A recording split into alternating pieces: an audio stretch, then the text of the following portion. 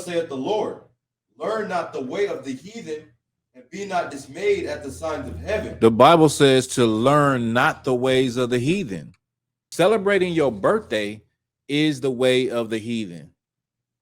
Celebrating your birthday, I know it seems like a good thing. You know, you have birthday, you know, people have birthday get-togethers, and it seems like it's harmless, but it's not your culture. It's the way of the heathen. It's another people's culture. What is your people's culture? You should be asking yourself that question. If you're a Black and Hispanic Native Indian person, Black and brown person that celebrates birthdays, you should be wondering, was this something that your ancestors did?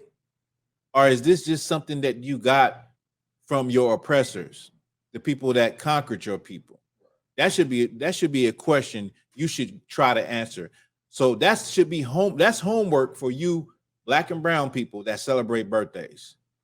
Go and see if your ancestors in antiquity celebrated birthdays. A grown man blowing out candles, a grown woman blowing out candles. And you know, when it comes to birthdays, if you really test the waters, a lot of people that celebrate birthdays, nobody would even remember their birthday. You have to go on social media and tell people, hey guys, my birthday is this date. If you didn't do that, nobody would even remember your birthday. No one cares. Everybody just cares to come get drunk, get high, and have a good time. That's it when it comes to birthday. Now I'm talking about adults, right? You know, but it's something that you think about. You like, man, it's so weak. It looks so weak and so childish. I'm gonna show you. It's two instances where birthdays were celebrated. Now I'm just going to preface this by saying birthdays were not like a birthday how you think today. Birthdays were a day of feasting and probably a day of killing and sacrificing. Birthdays had nothing to do with cake and, you know, presents and candles in ancient times. But when Herod's birthday was kept, the daughter of Herodias danced before them and pleased Herod. Verse 7, whereupon he promised with an oath to give her whatsoever she would ask. Verse 8, and she, being before instructed of her mother, said, give me here John the Baptist's head in a charger. Verse 9. So on Herod's birthday, this daughter, she danced before him, right? Then he asked her, what did she want? She said, give me John the Baptist's head on a charger.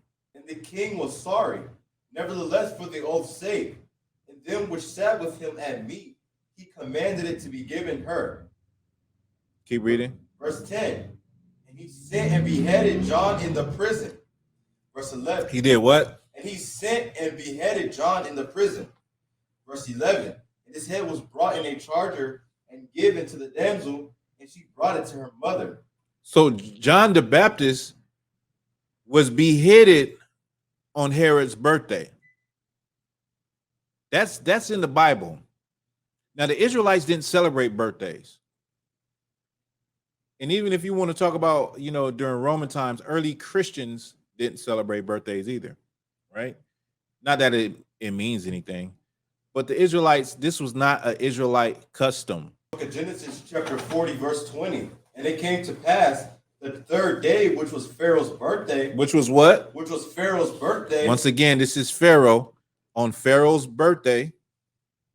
Then he made a feast unto all his servants, and he lifted up the head of the chief butler and of the chief baker among the servants. Verse 21. And he restored the chief butler unto the butlership again, and he gave the cup into Pharaoh's hand. But he hanged the chief baker as Joseph had interpreted to them. So the butler was restored to his position, but the baker, he was hanged on Pharaoh's birthday. These are the two instances where birthdays are even mentioned in the Bible. They were not like how you see a birthday today, how you think of it today with the cake, the candles, the birthday party and all of that. No, it wasn't like that. It was more of like a feast day where it might be sacrifices, or in this case, people getting put to death, and entertainment and all of that, all kind of lasciviousness, all of those type of things going on. Nothing, nowhere near like how you think a birthday is today, right? Although Black and Hispanics do get killed on birthdays, do get shot on birthdays, that does happen, but not in the same way as it would have happened in ancient times. All right. There's nothing wrong with having a party. Now, when you talk about a birthday party, then now it's unlawful because of what it comes from. There is an affinity of such commemoration among the wicked as recorded in the Satanic Bible, Anton LaVey, Air Book of Lucifer, The Enlightenment Avon Books, 1969, Chapter 11, Religious Holidays, regarding birthdays. The highest of all holidays. Now I want you, Salakia, now I want you to listen very carefully. This is Anton LaVey. He is the founder of the Satanic Church of America. All right, go ahead. The highest of all holidays in the Satanic religion is the date of one's own birthday. The highest of all holidays in the Satanic religion is the date of one's own birth. Go ahead. This is in direct contradiction to the holy of holy days of other religions, which defy a particular God who has been created in an anthropomorphic form of their own image, thereby showing that the ego is not really buried. The Satanists feel, why not really be honest? And if you were going to create a God in your image, why not create that God as yourself? Every man is a God if he chooses to recognize himself as one. This is a high holy day in the Satanic Church for the fact that you are, on your birthday, you are worshiping yourself. You're putting yourself above God. You're putting yourself above everyone else. You are worshiping yourself. It's called self-worship. That's how we celebrate birthdays. If you really look at us, that's how we celebrate birthdays. Like birthdays in the Black community is like, it's all about me. It's, I'm having a birthday bash. My birthday, I'm having a birthday, at the club. Come out. And these birthdays always end bad, right? But it is a form of self-worship. It's also like, if you think about social media has actually helped that, because social media has made people worship themselves even more by taking selfies and pictures after pictures after pictures. Well, birthday is the same. You're putting yourself in the place of God, and you want to be worshiped, and you want to be on a pedestal, and you want everybody to remember your birthday and to bring the right presents and, to do everything right and give you money and cash app you and do all of these things. And it's all about you. Some of you are just like heathens. You celebrate your birthday every day of your birthday month. Have you heard that before? Some of them will say, it's my birthday month. We turning up all month. We turning up, every day of this month, we gonna turn up. That's a lot of y'all. Well, that's what the heathens did. That's what the Egyptians did. That's what the Romans did. That's what the Greeks did. They all did that. They all celebrated their birthday. That month, they celebrated every day. The only problem is, this is not in the Bible. The only problem is, you are not Egyptian. The only problem is, you are not Roman. The only problem is, you are not Greek. You are not European. You are God's chosen people. And the Lord said, don't do it. They have no clue that the Most High is against it. And that's why you hear about people getting shot at birthdays. You hear about the person whose birthday it is getting shot. You hear all type of stories that, you know, it's just hell at birthdays.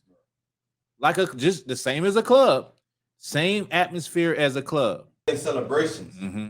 In ancient Greece, worshippers brought moon-shaped cakes to the temple of Artemis, the goddess of the moon and the hunt. The Greeks set to baking moon-shaped cakes and decorated them with lit candles so they shone like the moon. So this is where you get the roundness of the cake from. Now this is a Greek vase that I got up here. Now this is history, right? This is a history class and a law class. We done went over things pertaining to the law, and we definitely went over things pertaining to history. This is a Greek vase from the ancient period, right? And you can see they have a cake, and they would make these cakes round like the moon. And then they would put the candles in the cake and light it up so that it would be bright like the moon.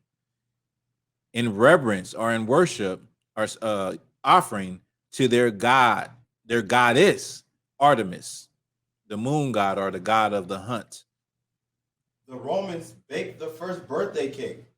They made cake of flour, nuts, yeast, and honey to celebrate weddings and the occasional 50th birthday. Only if the boy was a famous citizen, and women's birthday weren't celebrated anywhere until the 12th century.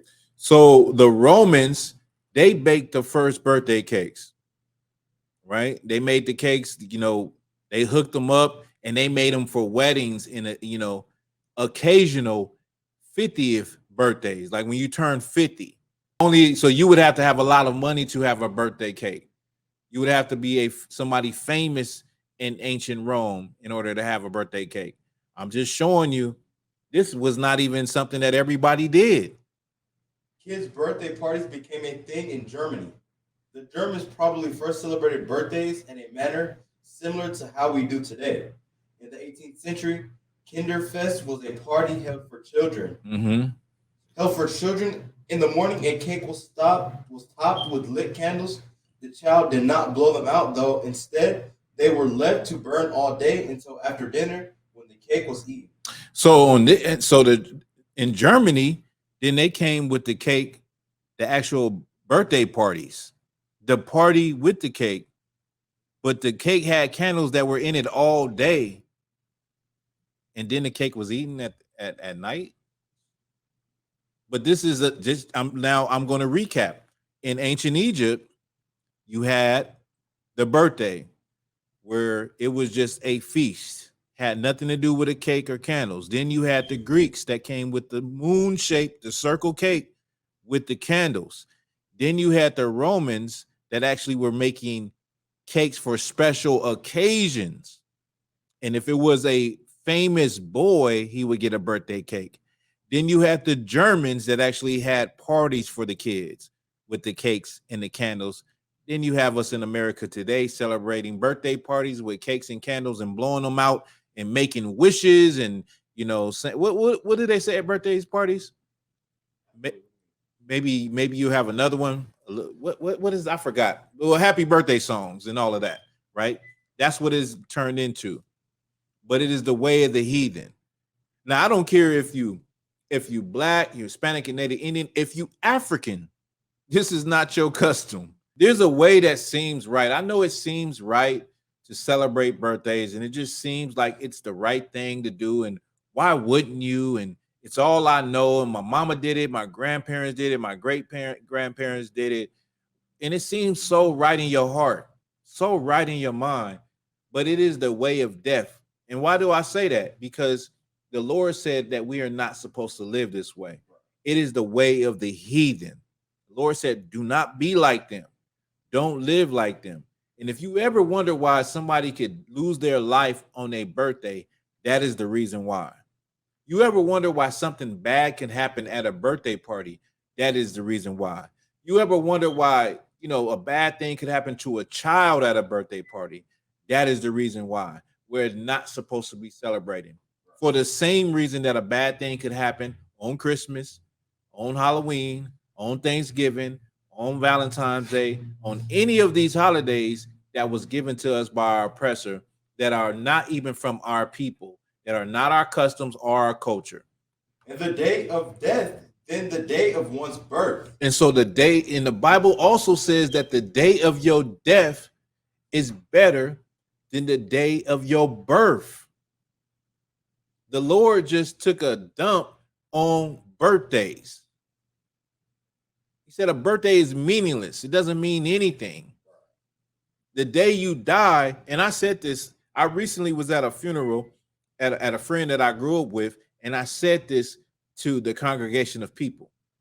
I pulled out this precept just for this purpose, to let them realize that the day of your death is better than the day of your birth. Why is that? It's because you got it. Tell me. Oh, like you said before, like celebrating your birthday is like celebrating you doing nothing. Right. And your death is celebrating all the things that you have done, the work that you have done. That's right. That's correct. Celebrating your death is looking back at a whole lifetime of things that you have done, accomplishments, trials and tribulations that you got through, triumphs, and looking back and saying, and memories, good memories that you have with your family, your friends, and all of those things. The day that you was born, you don't have no memories. You don't have no triumphs. You don't have, you ain't won no awards. You ain't did nothing. You just crying out. You're helpless. You're a helpless little baby. You can't do anything. But the point is that the Bible says that the day that you was born means absolutely nothing.